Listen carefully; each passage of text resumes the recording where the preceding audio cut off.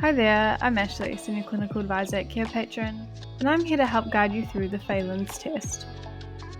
So what is the Phalen's test?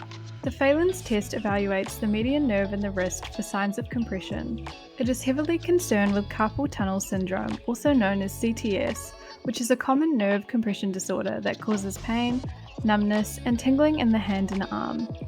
For the test, the patient will be instructed to position their forearms on a flat surface, with their palms facing upwards towards the ceiling and their thumbs pointing in opposite directions.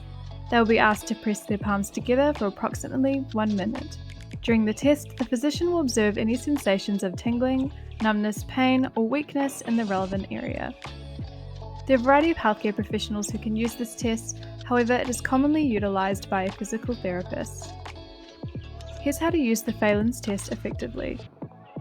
The first step is to fill in the name and date and read over the instructions as well as the reminders. The second step is to then conduct the assessment. Finally, you will then need to record notes and integrate within your treatment plan. To view a sample assessment of the Phalen's test, feel free to visit carepatron.com where you can access and download it for free. You can also access and download this within our platform itself, filter by community assessment, and type in the keywords to find the note faster.